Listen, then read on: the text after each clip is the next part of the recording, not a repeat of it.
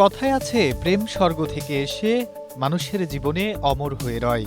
এবার সেই প্রেমের টানে সুদূর চীন থেকে বাংলাদেশে ছুটে আসলো এক প্রেমিক। প্রেমের টানে আগেও চীনা যুবকদের বাংলাদেশে আগমনের ঘটনা ঘটলেও এবার আগত চীনা যুবক অন্যদের থেকে একটু আলাদা। প্রায় ১.৫ মাস আগে বাংলাদেশি মেয়ে আনিকা আক্তারের সঙ্গে পরিচয় থেকে প্রেমের সঙ্গে জড়ানো চীনা যুবক ইসমাইল একজন মুসলিম এবং সে যে সত্যি সত্যি মুসলিম তার প্রমাণ দিতে পবিত্র কুরআনুল কারীমের সূরা ফাতিহা তিলাওয়াত করে সবাইকে শুনিয়েছে। ইসমাইল চীনের মুসলিম প্রদেশ লিনচিয়া শহরের বাসিন্দা বলে জানা যায়।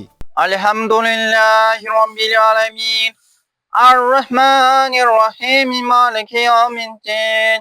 চীনা যুবক ইসমাইল ঢাকায় আসেন ১২ এপ্রিল। সেদিনই ঢাকায় তাদের বিবাহ সম্পন্ন হয়। তবে ২৪ এপ্রিল মুসলিম রীতি অনুযায়ী দ্বিতীয়বারের মতো বিয়ে দেওয়া হয় চীনা যুবক মালিয়াংহুই ইসমাইল ও রংপুরের মিঠাপুকুর উপজেলার বালুয়া মাসিমপুর ইউনিয়নের হামিদপুর এলাকার বাসিন্দা তৌহিদুল ইসলামের মেয়ে আনিকা আক্তারকে।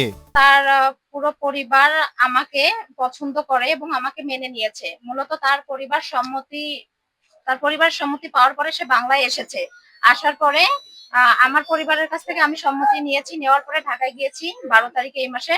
যাওয়ার পরে আমাদের ওখানে সর্বপ্রথম মলবি দিয়ে ইসলামিক ভাবে বিয়ে পড়ানো হয়। বিয়ে পড়ানোর পরে আমার যেহেতু পাসপোর্ট ছিল না, তাই পাসপোর্ট আগে বানানোর পরে আমাদের বাকি যে কার্যক্রমগুলো বিয়ের সার্টিফিকেট কিংবা কোর্ট এফিডেভিট এগুলো করানো হয়।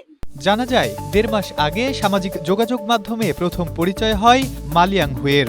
পরিচয়ের অল্প সময়ের মধ্যেই তাদের দুজনের মধ্যে গভীর প্রেমের সম্পর্ক গড়ে ওঠে।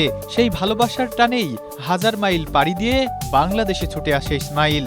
এমন প্রণয়ে খুশি হয়ে আনিকা বলেন, প্রেমের টানে যেমন চীনের যুবক বাংলাদেশে এসেছে, তেমনি আমিও পারবো চীনে গিয়ে সংসার করতে।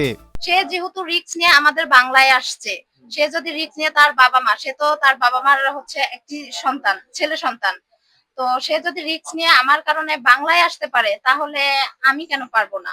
এদিকে জীবন সঙ্গীকে নিয়ে নিজ দেশে পাড়ি দিতে চান চীনা যুবক মালিয়াংহুই ইসমাইল। ভালোবাসার টানে ১০০০ মাইল পাড়ি দিয়ে বাংলাদেশে ছুটে আসা এই যুবক বর্তমানে প্রেমিকার বাড়িতেই অবস্থান করছেন। তাদেরকে দেখতে প্রতিনিয়তই ভিড় করছেন দূর দূরান্ত থেকে আসা মানুষ। Desk report, Asia post.